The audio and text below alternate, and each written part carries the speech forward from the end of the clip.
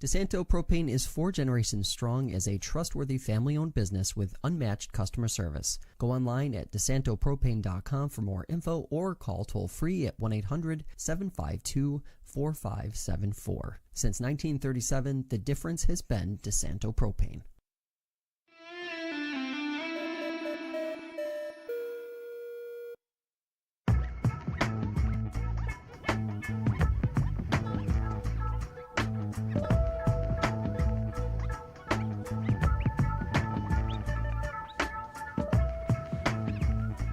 All right, everybody, welcome into Fresh Takes with Russo and Felice. I am Paul Russo, joined as always by Nick Felice. Boy, oh boy, part of this feels like the Nick Felice episode of sorts here we got on deck because of a couple of the headlines we got. You know, it's gonna be great. We'll get to turn you loose a little bit here, I think, in a couple minutes. So I hope you're ready. Hope you're ready to give your thoughts. Yeah, another one of my teams where they don't fire the general manager, but they fire the head coach. Even on this situation, I can defend the GM, Shane. Other one, not at all. Pirates, no way I'm defending that one at all. At least Shane made the playoffs. Daboll made the playoffs. But you'll come back to me. Yeah, we will. Because first we have to thank a couple more of our sponsors. And there we go. We finally got the thing up because technology. First and foremost, Nolan's Catering. Playing a special event, you can let Nolan's Catering curate your next occasion. Booking special events at Hotel Canandaigua, Tapestry Collection by Hilton on Lakeshore Drive, the Fallbrook House at the Canandaigua Country Club, or Nolan's on South Main Street in Canandaigua. Nolan's is ready to curate a food and beverage package perfect for any occasion, from the elegant wedding to corporate events and private parties. Enjoy the moment knowing Nolan's has it covered. You can plan your perfect event by visiting nolansonthelake.com. And Weston Company, Diamonds and Jewelry, full-service family-owned jewelry store serving Auburn and the surrounding communities. You can check them out online at westoncompany.com or stop in and browse their selections at 10 Genesee Street in downtown Auburn. Weston Company, crafting fine jewelry since 1982. All right, so it's one of those, again, weeks where we're going to work backwards a little bit to a degree here, because we get through the weekend of football and Brian Daboll gets fired from the New York Giants. And it's an interesting deal. I've always felt a little bit of a mixed bag of emotion with him, admittedly. But probably this firing a little bit overdue. Timing is interesting, admittedly. But, Nick, they blew another second-half lead. This time against the Bears, obviously, this past weekend. Jackson Dart, I believe the number I heard was 6 times has been put into some sort of concussion protocol under Daboll. But either way, I think more or less this points to a lot of the second half collapses this year is the timing of it. And moving forward, obviously the Giants more than likely were going to be in the market anyway for a head coach come this offseason. But the search begins a few weeks early in East Rutherford. Yeah, how many times have we had a podcast where we're talking about a Giants coach getting fired in the history? So only like 2 or 3 times, technically. But that's too many. Fair. Yeah, he's definitely no, I'm not shocked that he got fired. No. I mean, I would like to see him got a little bit more time with Dart, and the injuries didn't help, that's for sure. But Giants have injuries every year. Almost a lot of teams have injuries, but the Giants seem to have a lot more than most teams. Mm-hmm. But you just can't keep losing these games. The Broncos game, you have this game now against the Bears. I don't know why I was thinking Niners. Niners the week before. That'll happen. Yeah, you can't keep blowing these games, and especially the Bears. Bears are trash. The only thing good about them is their general manager. And the deep dish pizza. The deep dish pizza is pretty good, too. That's a good one. But Daboll, I'm not shocked. Is it sad to see him go? The way he treated the media sometimes, wasn't a big fan of. Mm-hmm. And he just didn't win. His record's terrible. He finally got a quarterback. Just didn't work out. I thought him and Shane were a package deal, but turns out package deal doesn't really matter in the business of sports. Mm. I don't know if it's a throwing under the bus like it was with my Pirates and Ben Cherington and Minnesota Twins now manager Derek Shelton, like it was last May. When did he throw? He definitely threw him under the bus. I don't know if we're looking at under the bus here. Not sure whose call this was. Was it Mara? Was it Shane? I don't know. But after another blown game like that, I'm not surprised that it came. But a little surprised that Shane Bowen, the defensive coordinator, is still there for now. Hopefully he goes soon because he's trash. But disappointing season. You can't go 3 straight years, 2-8. Just unacceptable. And, yeah, just not surprised. Yeah. Yeah, it's Kafka's going to take over. Yeah, we'll see how all that goes. Yeah, I don't know. I kind of, like I said, it's a mixed bag of emotion with him, right? For me, like, he didn't do himself any favors, right? But to that end, I don't know how much he was exactly set up to succeed in a lot of ways either. Kind of the Ben McAdoo situation a little bit, going back to him, right? I mean, you kind of put him in an impossible quarterback situation. And then it's kind of funny because Daboll's on the back end of that deal and plays into his own, and that's part of his demise in a way. I just, if you're the Giants, like I said, the timing of it to me, I get it from the game standpoint this year, but like, if you're going to do this, I feel like, again, you're 11 weeks too late to a degree, or 10 weeks too late to a degree, unless... I mean, like I said, or at this point, I mean, the NFL and college are 2 different schemes, right? Maybe, like, in my brain, I just feel like at this point, why wouldn't you just have rode out the rest of the year? I don't know. Or, like you just said, why wasn't he fired at the end of last season? Right. Why'd you bring him back? Yeah. What a waste of a year. Yeah. I hate when coaches do this, that we're on the hot seat, and they give him another year, and then they fire him mid-season. Why'd you bring him back? You just wasted 2 years now. Yeah. Or how many years they been there? Yeah. And then to that end, I don't know why you wouldn't kind of ride out the rest of this year. It's a lot similar to how I felt with Washington at the end with Ron Rivera, where they fired him after week 13. I'm like, why don't you just hold on to him for the final 3 weeks? Like, help yourself out in that sense, right? But there are teams that do it, like the Dolphins. Right. To me, it's a little bit different even with Washington to the Giants in this end. Like, the Giants, at least, you have your perceived quarterback already of the future, right? With Dart. And this is going to be the draft where, like, coming up where it's like, why wouldn't you want to have your best possible option to do and fix a need? Because it's not like this draft's going to be quarterback laden. This is a very bad quarterback class. That means you're going to have your linemen be top priority in this draft, your skill positions be top priority in this draft.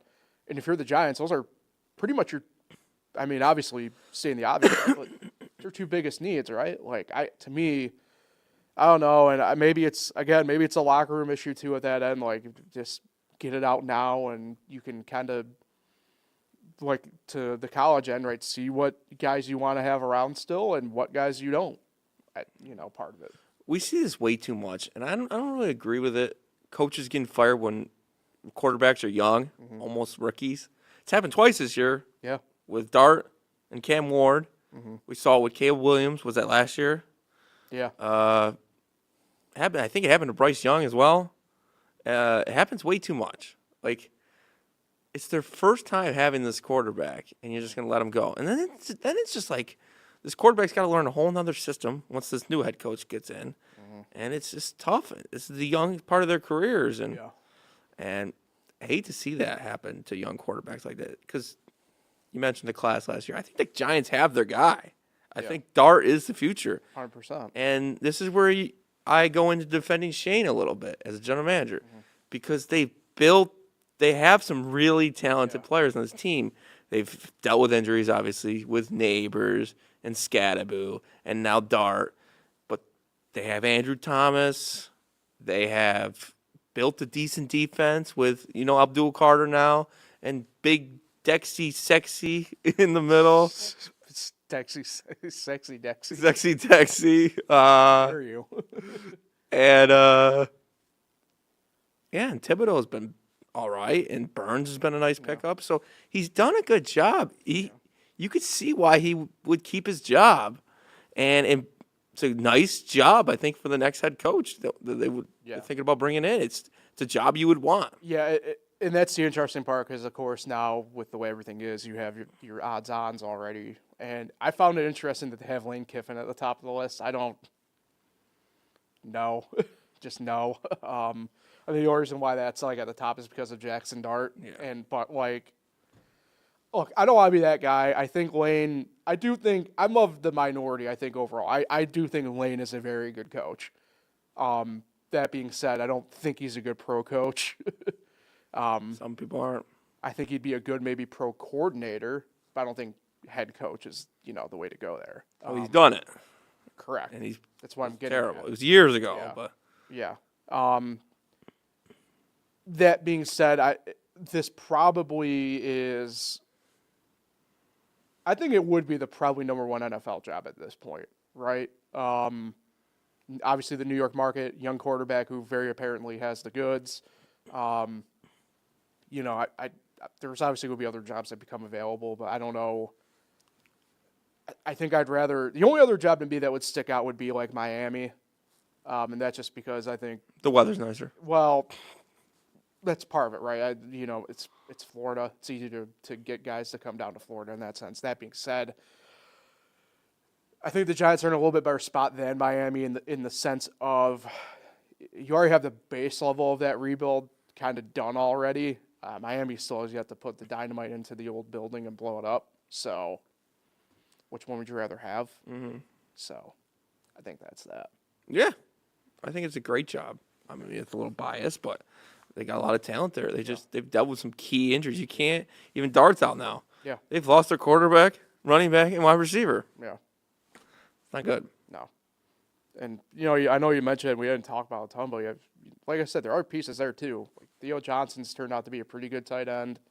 Kind of breakout year for him this year. Yeah. You got other pieces around. Like I'd love to see him get another receiver. But Yeah. I mean, I don't think Wendell's he's a good slot guy. be a number 2 in that sense, but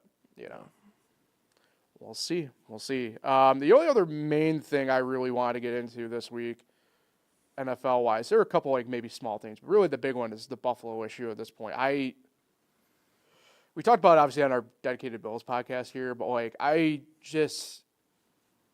can't get over the fact that they really squandered the year that they had in front of them at this point.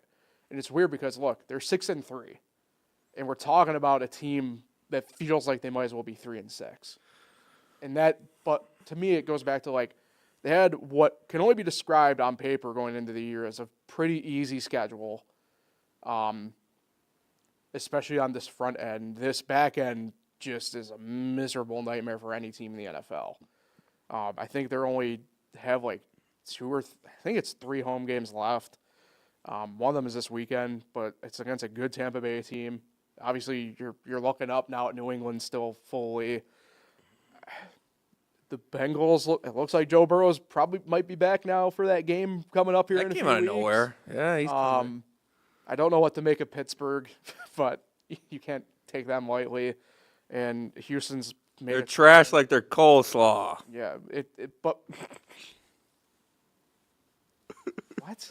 Pittsburgh's trash like they're coleslaw. Oh, I see what you're doing there. I was not a coleslaw guy. I know, but I was on the Houston thing, and you went to the coleslaw thing. I was like, what? Well, you were jumping topics. Yeah, I caught you late. Like I feel like the only guaranteed win for the Bills at this point is the Jets game at Week 18. So, and great, but like I said, I mean they've essentially squandered a year of Josh Allen again here, and I don't know what the hell. Is the window closing? What do you think? I think it's starting to get a little chilly, and I think we need to start thinking about shutting the window. I think I definitely have the screen shut, but the overall window is still cracked. Well, it's tough, right, to say that it's all the way closed in the sense of like you still have at worst the 3rd best quarterback in the league. Get Daboll back? Well, that's the interesting part, right, is they complain about the 2 guys they've had in since Daboll took the Giants job. And Ken Dorsey and Joe Brady, the fan base has, and to certain ends justifiably, complained about. I'm not going to run away from that. I don't know how much of this can be on the coaching staff fully at this point. I don't know how much of this can be on the players at this point. Billy Bean. Brandon Bean. Look, like I said, Joe Brady's play calling has been beyond questionable. I'm not going to run away from that. But, there's only so much you can do with what you're given. And I love Khalil Shakir. But he's not a number one. He's not. He's a number 2 / slot guy. He literally has the build for that. And they're forcing it. He's got to be a number 1 because Keon Coleman's been a big whiff, right? For whatever reason, they thought that they were going to get Curtis Samuel and Elijah Moore from 2019 or 2020. Yeah. And that's just not happened. How you don't go out there, and we talked about it in the preseason and the offseason, but how you don't go out there if you're the Bills and just give whatever T. Higgins wanted. You know what I mean? It's crazy that they just have squandered Josh Allen, another year of Josh Allen. You're blaming on Bean. I pin it solely on him at this point for the in terms of how we got here, yeah. I mean, it's on Bean. Yeah, there's in-season stuff I think you can pin on Brady, you can pin on McDermott and stuff like that. But, there's only so much you can do with what you got. And Bean, frankly, is outside of, Josh Allen, could you make the case for Kincaid being the second best draft pick at that point? Out of them? Oh, they draft Cook? Well, yeah, James Cook. He wasn't a day 1 guy. He's whiffed pretty bad on the day 1 guys. Yeah. And he's missed pretty bad, actually, overall in the draft for the most part, when you think about it. Yeah, that just shows you how good Josh Allen is, though, to still put up numbers with these receivers. Yeah. Because what happened on Sunday was embarrassing. Yeah, I mean, they get shut out for 3 quarters by a Miami team that was DOA. Yeah. I mean, it's crazy. And they just got rid of that Phillips guy. Yeah. And on the way out, it was the best day of his life. Oh, did he? Yeah. He said that? He got married this offseason. Oh, really? He has a kid on the way. And he said being traded away from Miami was the best day of his life. Wow. That is a wild. A Philly. Yeah. In November. That's wild. How Don't agree. miserable of a team does it got to be for that to be? Obviously, I'm from New York, and I say that. I said, why would you want to go from Miami to It Philly? snowed the past 3 days already. Yeah, I don't know. But, yeah. It's just, I mean, it was a bad loss on Sunday. Then, like you said, Tampa Bay's not going to be easy this week. Yeah. Not good for the Bills right now. Yeah, we'll see how it fully all Your breaks down. brother, though, beating up on Syracuse and Buffalo, his teams. Yeah. Well, as we know, we'll talk about the Miami thing in college because, as we know, you need the marquee Syracuse win to get back in the good graces of the college football playoff committee. So. And also, you could lose to Syracuse and your season's over. That's true. We have done that this year. So. In Notre Dame as well. Could be. You need to worry about Pitt first, but that's a discussion for a couple of minutes from now because Pitt Panthers football, that's not even a top 3 team in Pittsburgh. Yeah. Go on. Well, yeah, you got Duquesne. I'm proud of you. Okay. You got Allegheny. Allegheny's not in Pittsburgh. You got Allegheny is a solid hour, 15 minutes outside of Pittsburgh. I mean, you got.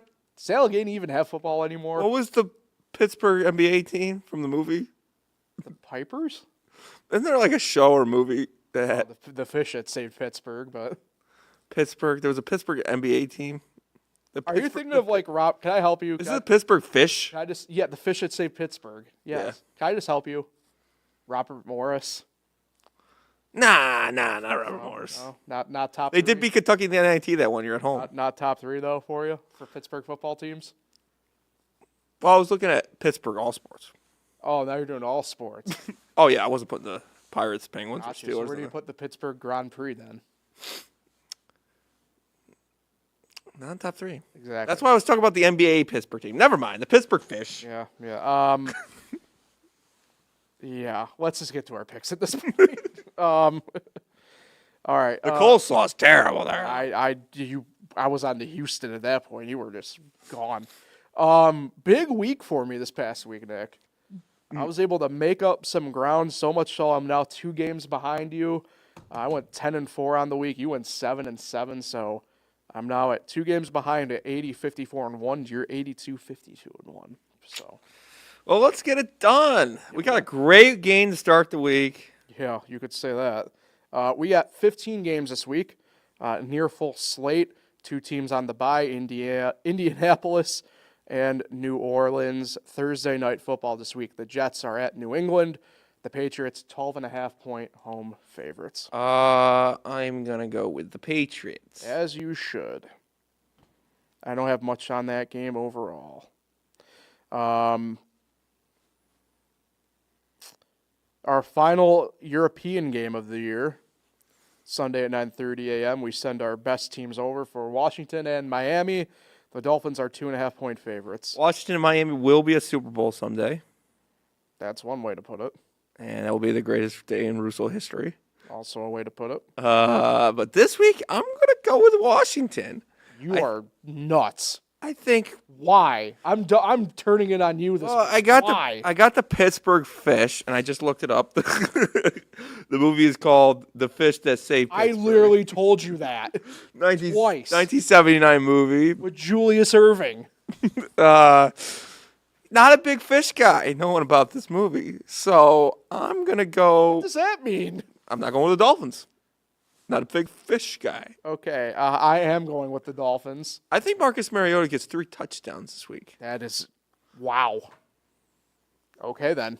I'll take your word for it. Well, I have a fantasy football column in the As you do, Times. yeah. And one of my picks this week was Marcus Mariota, and I said it, and I think he's going to get 3 touchdowns. You are disgusting.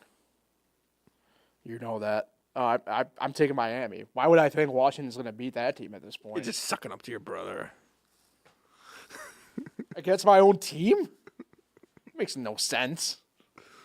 I'm here talking about Pittsburgh Fish where the show don't make much sense. Speaking of Pittsburgh Fish, Tampa Bay at Buffalo kicks off the normal slate of games at 1 p.m. on Sunday. Buffalo 5.5-point favorites at home. Tampa Bay, Buffalo. Mm-hmm. I'm going to go with, this might be a surprise to most viewers, I'm going to go with Buffalo. I think it's a surprise to me. That was a very Nick pick, I would call it. I'm taking Tampa Bay. Why? Say Oh, I didn't mean it. I didn't mean it. You said it. No. What? Okay, Buffalo. What faith have they given you to trust a team like Tampa Bay? Not much lately, right? Well, Buffalo, the Bisons played at home this year. Tampa Bay Rays didn't. Okay, then. But the Rays are coming back. Are they coming back next year? Yeah. All right. Get Tropicana some love. We're going to move on to Green Bay at the Giants. The Giants are 7-point home underdogs. I have no faith in Buffalo, but I'm going to pick them. But we're on to Green Bay and the Giants. Oh, Green Bay. Let's move on. Come on, speed it up a little. I'm taking the Giants. I'm taking. You're taking my dead cat bounce here. Yeah. Fire your coach. Bounce back. Plus, to Green Bay, what's the deal with them at this point? Jordan Love hasn't played great. And the Giants, dead cat bounce, Jameis Winston under center. I'm going to do it. I'm going to roll the dice. Get a little freaky. Okay. We're going to eat some W's. Yeah, Winston's nice. Nice pick. I'm still going to go Green Bay. That's fair. No faith going against you're backing Andrew? Sucking up to Andrew? yeah, sucking up to Andrew. Houston at Tennessee, the Titans 7-point home underdogs. This is an interesting matchup. Houston used to be the Titans, right? It used to be the Oilers. Houston used to be the Oilers. Titans were in Houston, yeah. Now, who was the Pittsburgh Fish? Julius Erving. I'm going to go with Houston here. It's interesting. If this game was a couple of weeks ago, I'd be tempted to still take Tennessee, but the Texans have taken a pretty good turn. I think they carry the momentum over. So you're not tempted at all. Yeah. Speaking of Pittsburgh, Cincinnati at Pittsburgh, the Steelers are 5.5-point home favorites. Oh, that's a deep sigh on that one. Pittsburgh Fish, I guess. Pittsburgh Steelers. I'm going to go Cincinnati here. We'll go a little bit out of left field. Pittsburgh offense struggling lately. But then again, this would be a spot to kind of bounce back with Cincinnati's defense. But Joe Flacco versus Aaron Rodgers in the big 2025. So I know. They just played recently too, right? yeah, Flacco, I think, playing him for the third time this year, right? So yeah, maybe. I don't know. Really? Stat boy. Chicago at Minnesota. Vikings 3-point home favorites. Minnesota. Minnesota. Chicago. Minnesota, but this might be like my least confident pick of the week. Really? Do we trust J.J. McCarthy? No. Yeah. And I'm out on Kevin O'Connell. I don't trust anyone from Michigan. I'm out on Kevin O'Connell, by the way. We've alluded to it a couple times on here, but I'm out on O'Connell. I'm not there. I like him. I think they were dumb to get rid of Sam Darnold. I'm sick of the whole entire quarterback whisperer thing about him. So I'm done. Chargers at the They also said Daboll was a quarterback whisperer too. That's true, yeah. Chargers at Jacksonville. The Jags are 3-point home underdogs. Jags. I'm going to go Chargers. It's fine.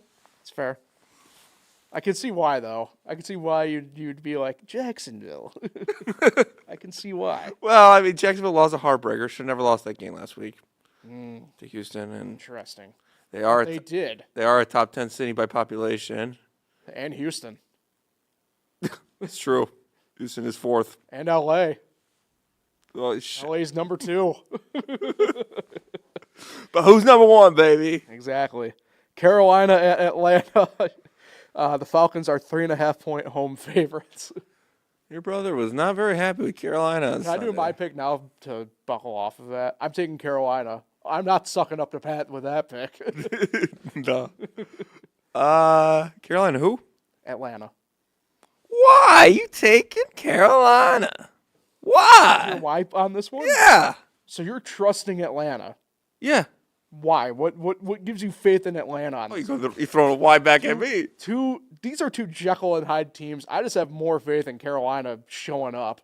Because Bijan can't play as bad as This is also a battle of like things Pat hates because he hates Penix. Yeah, I'm not high on Penix. But Bijan and Drake London, You're really high on the Drake London thing still. I think he's great. How come you don't have that faith with Kyle Pitts? Pets stink. Whoa. So you're taking Atlanta. I'm going to take Atlanta, yes. But if Carolina's up 28-3, Watch out. they need that. Atlanta needs to come back from 28-3. Now, good news. Late window, we got 4 games. 2 in the 405 slot. Both the NFC West. Ooh. Seattle at the Rams. Rams 2.5-point home favorites. Mrs. Mall, who's my mom's friend, Carlene Mall, is a Rams fan. My brother's a Seahawks fan. So who are you sucking up to? I've heard Mrs. Mall is coming over Oh. on Sunday to watch this game. Wow. It's going to be interesting at the house. Yeah. Man, I'm torn. I'm not. I'm taking the Rams. I just can't go against the Seahawks right now. They're playing well. JSN's the best. This game might have a zillion points, by the way. Yeah, I'm going to Your take... runner on that's surprising. Only 48.5. Really? I think you got to take the over. This is a guy who took the over in that Eagles-Packers game, so what do I know? That's a brutal scene. Yeah, Seahawks. The other NFC West game there, San Fran at Arizona. The Cardinals 2.5-point home underdogs. Terrible. I'm going to go Cardinals for some reason. I'm on Cardinals too. Just San Fran, I think their window's done. Done. Yeah. Oh, that window's been shut. Yes, I agree. I'm out on Shanahan. I've locked the window. I'm out on Shanahan, but that's been a long. The window's been locked, been clean, Clean. Yep, I cleaned the window. And the lock. It's been locked. I had to get rid of some of the cobwebs as things been shut for so long. Hell, man. Let's see here. We got, the 425s, 2 there. Baltimore at Cleveland, 7.5-point home underdogs to the Browns. Well, Cleveland used to be the or Baltimore used to be the Browns. Yep. Who made this schedule? I don't know. Why are these games going on the same week? You're asking the wrong guy. I'm going to go Baltimore, and it's not about Baltimore. It's more about Cleveland. Yeah. I'm on Baltimore, but I bet you that's like a weird cover spot, though, for Cleveland. You know what I mean? Stefanski. Hot seat. Even though it's not really his fault. I say yeah, but unjustifiably again. I don't know. Maybe he's really the O'Connell in this situation. I don't know. Oh, he's definitely no quarterback whisperer. Yeah. I mean, you ran Baker Mayfield out of town for Deshaun and friends, so. You missed those Baker Mayfield commercials. I miss Baker on the Browns. Like, those are actually fun teams. I don't know if they were, like, good, but they were good. KC at Denver. Denver 3.5-point home underdogs. Denver. Damn it. I'm taking Denver, too. The defense is legit. Best defense in the game. Yeah, it's Bo Nix's division now. To win. Probably not, but. Now to win. Yeah. Sunday Night Football. Detroit at Philly. Philly 2.5-point home favorites. Detroit. I'm about to say, they're America's team, the Detroit Lions. The Motor City. I'm taking them as well. And Philly's the city of brotherly love. Yeah. Birthplace of our nation, really, to be fair. Nick Sirianni still got a job. We didn't talk about that, but, like, I don't understand how people think he's a good coach. I don't know. People think Matt LaFleur is a good coach. You kind of. Okay, before we get to the Monday night pick, I just got to say, if you're LaFleur and you saw McManus miss by that much in the first place, like, you're just better off just shooting it out there with Jordan Love at that point, right? Like, if you're all 50-50 the thing, you might as well just do it with your best gun. I'm gonna say you left that Monday night game a little angry. You're like, what the hell did I just watch? It was bad football. And people were saying it was good football. Who's they? Stephen A. No, I don't know. People were saying it was like the best 10-7 game ever. Yeah, no. Monday Night Football this week, Dallas at Vegas. The Raiders are 3.5-point underdogs. I hate ESPN, dude. I hate them. One, Dallas never gets a doubleheader game. Let me finish. And two, they always schedule Dallas against a weak team to think that they can win. And let me finish. And they played Arizona. They thought, let's make Dallas look so good. They lost that game. And let me finish. And they're going to lose this game. The Raiders are going to beat them. Dallas Cowboy Network is going to be disappointed once again. To be fair, we thought this Raider team was going to be better this year. And we can't flex. Who's we? And we can't flex Monday night games, unfortunately, for whatever reason. Dallas Cowboy Network. Who are you going with? Dallas. I'm not thrilled. Just, the defense. Raiders. Don't know if there's enough bubblegum in the world for Pete Carroll at this point. Great Thursday game last week. Raiders Broncos. Yeah, I'm going to abstain from Thursday night football conversation at this point. College football. There's not like an uber ton to talk about from the weekend itself, like game-wise. Like Texas Tech just completely rolled BYU. Notre Dame picked up a pretty good win against Navy. Obviously, Miami picked up the win they needed for their playoff ranking against Syracuse. Other than that, it was kind of a ho-hum weekend. There were upsets, but the ACC really is the headliner of the weekend because they just decided we're going to decimate ourselves. Although, despite I picked wrong on it, the fraud alert in Virginia was never wrong for me there. So proud of myself there. But yeah, I don't really have a ton on the college front this week. So new rankings came out yesterday. Yeah. Still don't understand why Texas A&M's behind Indiana, but that's Who cares? But I don't have a problem with. We talked about it last week, I guess. But I don't have a problem with it because they both won. Well, Crazy Indiana catch, won, Indiana on but, Saturday. That's the best catch I think I've ever seen in the sense of the fact that he had to like make sure the foot was like in the air, like. And obviously, I don't think there's any way physically possible he can make the 1 foot fall first. Correct. It's just so happened to be that way. It's crazy how he got the other foot looked like he was going to easily land first. It's all about the timing of it, right? Like yeah. Crazy part. And now we bring in Bill Nye to explain the physics to that. Bill Nye, the science guy. Yeah, breaking NBA news. Bradley Beal out for the season. Fractured his hip. How's that breaking news? That's like no knowledge. 'Cause there was a red light on the notification. Bradley Beal is hurt every year. You mean to tell me that the retirement home Clippers were a bad idea? Wait, he's on the Clippers now? Well, you didn't know that? I don't keep up with Some Bradley. fantasy guy you are. Yeah, I did not know that. That's wild. I took a flyer on Bradley Beal for a day. That is wild. I literally, that was not in my head. I had no idea he was on That the wasn't part of your headcanon. I could have huh? sworn he was still on the Suns. Well, that's awkward. Yeah. Big game coming up. I know. Look, it's part of our picks, but what'd you make of Nardozzi's comments already involving? Yeah, the Pittsburgh guy. Yeah. I saw that story. Didn't read it, but so he's upset about tiebreakers kicking them out of the ACC championship game. Is that what he's talking about? Well, yeah, because they were asking him about like whatever, and it was just like, well, this game against Notre Dame is like meaningless for that. Oh, I see. I see what he's saying. Yeah. Yeah, because it's just a resume builder. Yeah. It has nothing to do with ACC. But you still play the same amount of games in the ACC. You just don't play every team. I've never liked Nardozzi. He's one of like the 5 Italians I don't like. Him, the Jersey Shore. No, it's like him. Well, first and foremost, Gino Auriemma is number one. He will always be number one. I think that's the guy you said. I do not care. See, here's You've the said thing. this joke before. Okay, no, it's not a joke. I'm being serious. And we're getting off topic. I don't care. This is going to be great for like TikTok or something like that. But like, nothing makes me more mad than like the generation below us thinking that Gino Auriemma is a good guy because now he does the nice thing and whatever with like Paige and Azzy and all them and whatever. When like growing up, that dude was the epitome of a prick. Like he treated everybody like crap. I will never forgive him the way he treated Pat Summitt while she was alive. And then when she passed away, acted like they were like best friends and everything like that. I will not stand for it. Gino Auriemma is a bad dude. I will stand on business. Yeah, I don't know him personally. Nick Sirianni's up there. Yeah. Pat Nardozzi's up there. The Jersey Shore. No. Well, sort of, but not really.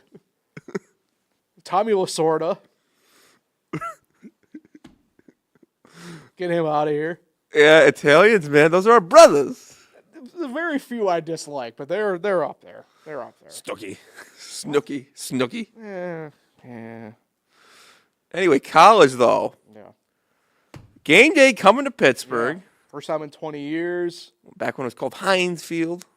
Back when they were actually at a field on their campus. I was curious. I know it's near the stadium, but where are they doing this game day? They're doing it at the stadium. Inside the stadium? Well, the final hours inside the stadium, but Okay. Because the game's at noon, right? yeah. Yeah. So they're doing it just outside the stadium? Yeah. Like near the water? I guess. I'm intrigued to see where that is. Saturday. So was Pat McAfee because the casino's right nearby. Well, he's clearly going to pick Pittsburgh. No, he's a West Virginia guy. I know. He's from Pittsburgh, but he went to. But he roots for like Pittsburgh teams. It's weird. I'm out on. Well, we know I've been out on McAfee. I don't think you were ever in. Can I make him an honorary Italian for hatred? No, Sure. I can't. It's Irish. I can't do that. All right, Nick. Whereas I gained ground in the pros, you gained ground in the college picks. So this week, 4-1 gets you to 28-27. A game behind me at 29-26, who went 3-2 last week. So, And we're picking 5 games. Syracuse this week. Who they playing? Bye week. So they'll probably lose. Saturday at noon, number 9 Notre Dame at number 22 Pitt. 11.5 point home underdogs, the Pitt Panthers. Come on, you gotta ask me this one. Legally, I have to. Okay, legally, Notre Dame. We're gonna go with.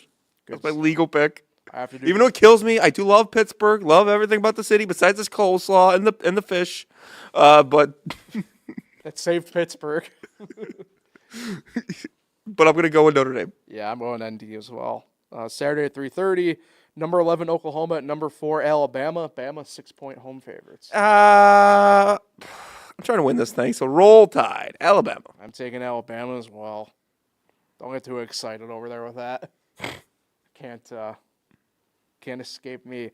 Number 21 Iowa at number 17 USC. USC is a touchdown favorite against the Hawkeyes. Yeah, just to go back on the Oklahoma thing, the quarterback has not been playing well. Yeah, but Tier's not been the same since coming back from surgery. So Iowa, who? USC. USC ranked 2017. How? Iowa played well last week. Should have won against Oregon. Give me Iowa. Damn you. I went Iowa as well. Can't escape me right now. Nope. Let's see about this one. Number 10 Texas at number 5 Georgia. Georgia is a 6-point home favorite. Texas don't win the big one. Going Georgia. Damn it. I won Georgia as well. All right, last one. See if we get action. We get some action. It might be just a 5-5 week here in this sense. Come on, next week get some action Wednesday night football. It defeats the purpose of the show though for this. Wednesday night though. If you want Maction, I will go full Maction next week. You aren't gonna like it, but I'll go full Maction. But Wednesday night, we can still get it in Fair Wednesday. enough. TCU at number 12, BYU. BYU 4.5-point home favorites. I'm going BYU.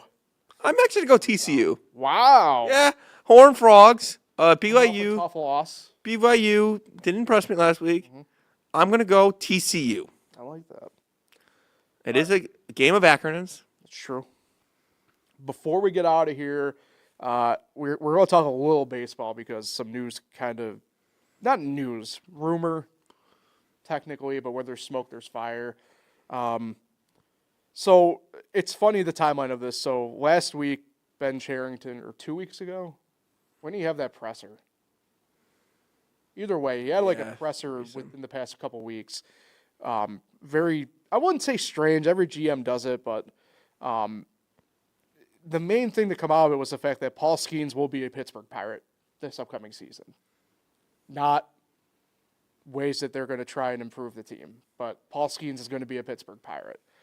News like I said, rumor, not news. Rumor comes out today that Paul Skenes is already trying to find a way out of Pittsburgh, and his preferred destination is the Yankees, which, surprise, but I do have a take involving that.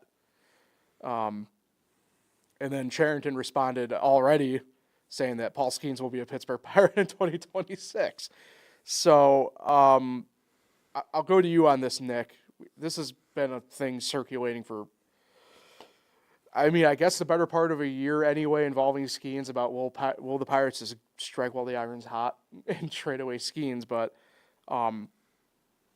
for you and other Pirate fans at this point, I don't want to say you guys are desensitized to this to a degree because I know it does still irk you. But, at this point, why is this even, got to be a thing? Yeah, because, he's the greatest pitcher in the game right now. And he's going to win his first Cy Young tonight. Is he? Yeah. Are you sure? Yeah. Over a guy, say, Genesis Cabrera? Yeah. Okay. Yeah. But I never thought in a million years I'd see a Pirate win the Cy Young, and that's going to happen tonight, especially after Zach Wheeler went down for the year. Put him out of the running. But, yeah, it's going to happen. Let's be frank about the situation. I do not like Ben Cherington. I think he sucks. I think he's trash at his job. I think if he was working at Tops, I think I'd ask for another cash register. Wow. Wow. I do not like this man. I don't trust him with money. I don't trust him with anything. I don't care for the man. The man should have been fired 3 years ago, if not earlier or longer ago. But anyway, but in this situation, you're going to get calls. Why wouldn't they call? He's one of the best pitchers. I think he's the best pitcher in the game. They're going to call. They're going to be like, is Skenes available? No. I think that's really mostly the conversation. And Yeah, I mean, I think he said like it was respectful, like the calls and stuff. I would have been like, hell no, you ain't get him. I would not take. I'd be like that as an insult. You really think he's available? Like, come on. And the idea of even trading him is idiotic. No, you should sign this man for long term.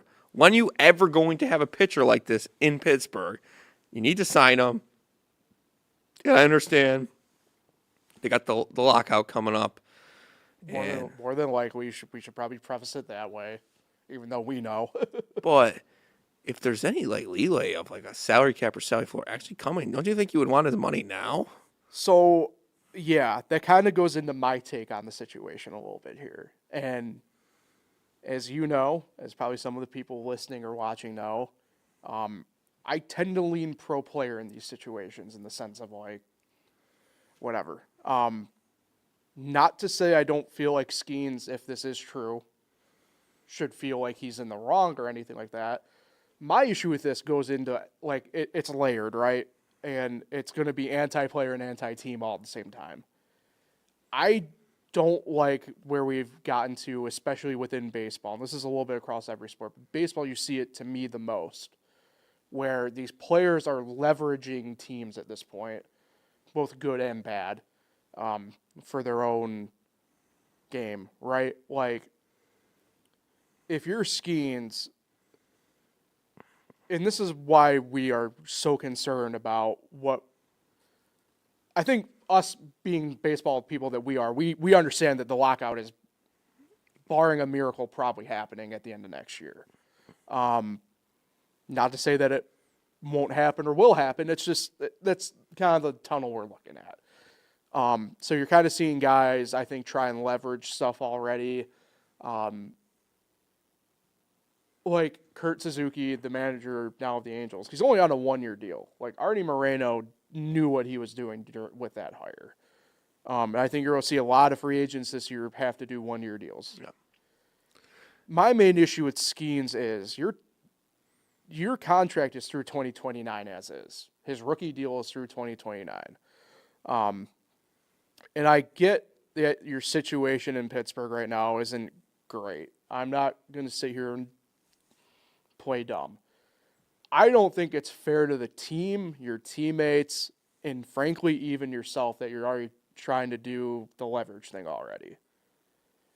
If this rumor happens to be true. And I think where there is smoke, there is fire. Let's not be dumb and recognize the brand that Skenes already has and the brand that already is surrounding him. Mm-hmm. And how big that would be with, say, the Yankees, obviously, in this case. I don't understand why, like, he's got a good thing going in Pittsburgh right now, not to say something could change or whatever, but, like,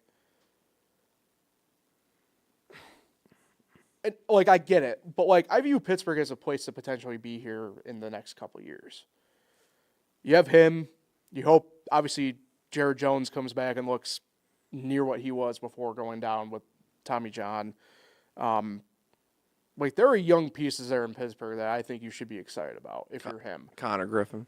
This is what I mean by, like, I just don't like the fact that these guys are using teams as leverage here again already. Like, it's not a small market issue. Like, Shohei Ohtani was using Toronto as leverage 2 years ago. Like, Toronto is not a small market, technically. No. Like, it's crazy to me. And, like, that's where I get kind of stuck in the middle of this, where it's like, you guys aren't helping yourselves out here by any means. Like, this is kind of like, I feel like what we see in the NBA with some guys. Like, no, like, there's nothing saying I have to trade you to Team Y when I can just trade you to Team X. Yep. You know, and I don't know. I think there's got to be a middle here, and that's where this lockout issue is going to really come into fruition. Obviously, the Dodgers doing the deferments is going to be a key catalyst here, but, like, they really have to get a spending floor in place and then do the cap, in my mind. We've talked about it here. It's ad nauseum, but it's just like, you got Paul Skenes, who, at least on this end of things, is the best young pitcher in the game. He is the most recognizable young face in the game, to me as well, in that sense. Man, I went to college in Western Pennsylvania, man. I've seen what good Pirate baseball does to the city of Pittsburgh and Pittsburgh fans. It's something different compared to when the Steelers are good and when the Pens are good. I can tell you that much. And to me, the guy who was supposed to be captaining, at least on the player side, captaining that charge of the youth movement again in Pittsburgh, saying allegedly he wants out already, it makes me want to throw something through a window. Thanks for saying all that. That means a lot. Not sarcastic. Said it sarcastically. I know, it does. But when Pittsburgh does win, there are players that like to play there. Like McCutcheon and Josh Harrison and the Sean Rodriguez and the A.J. Burnett's of the world. What a pull. So Sean Rodriguez is one of these things are not like the other, but continue. Fan favorite. And I just saw a video, I think it was. Why not throw in John Joyce then? John Joyce. Or, Matt Joyce then. Wait, no. John Jaso. John Jaso, there we go. Nah, he wasn't on the good teams. A literal pirate. Yeah. But these guys, they love playing there, and there are people that actually like playing there. And Paul Skenes, if he got a taste of what winning was like there, he might actually want to stay there. And you know Skenes, he don't say much. Yeah. He probably hasn't said a word in this whole thing. It's just, these are just GMs talking and bringing out rumors. Skenes probably hasn't done crap. He's just living his life right now. Yeah. And he knows he's good. And he don't care where he plays. I really don't think he cares. He just wants to win. I think that's just how he is. That's how he's brought up. He doesn't care where he plays. He just wants to win. I'm more, I guess, whataboutism this to a degree. I mean, he was at Air Force and then transferred to LSU. I don't want to be that guy, but... Well, I mean, it probably, gave him a better chance. You know what I mean? Better chance to get noticed. Yeah. I mean, he's trying to make the pros at that time. Sure, but they'll find you. Aaron Judge was at Fresno State. Yeah, they'll find you. You know what I mean? That's true. Good point. Good point. Yeah. But yeah, Sean Rodriguez, great player. Yeah. I just saw a video this summer. That's what I was going to say about Rodriguez. And it was him and McCutcheon talking about how he came back to Pittsburgh and they were breaking it all down and how he wanted to play there again. He was happy there. Sean Rodriguez, come back. Yeah, third time. Bring him back. Out of retirement. Tim Hardaway Jr., fourth time? Is it fourth? Third? I don't know. 17th. All right, I guess on that note, we can wrap up officially here. So, Nick, who are you shouting out this week? I'm going to shout out my good friend, Frankie Rodriguez, who's in my fantasy football Space Hall League, Cuca College Spacey Hall League. He won the in-season tournament, the Lucina Cup this year. First Lucina Cup, went 4-0 in the in-season tournament. What does that mean in fantasy football? Well, that gives you a plus 15-point bonus on his first playoff game played this year. So congrats, Frankie. Shout out, beat Tim White in the finals of this year's in-season tournament, Lucina Cup. Shout out, Frankie, and congrats. Yeah, shout out to Frankie. All right. Back as normal next week, 2:30 p.m., apologies. On Wednesday, you can find fresh takes on FingerLakes1.com, the F1 YouTube channel, all major podcasting platforms. And we'll get some action picks maybe next week. Action picks on deck. I'll do it. So enjoy the weekend, everybody. We'll talk again next week.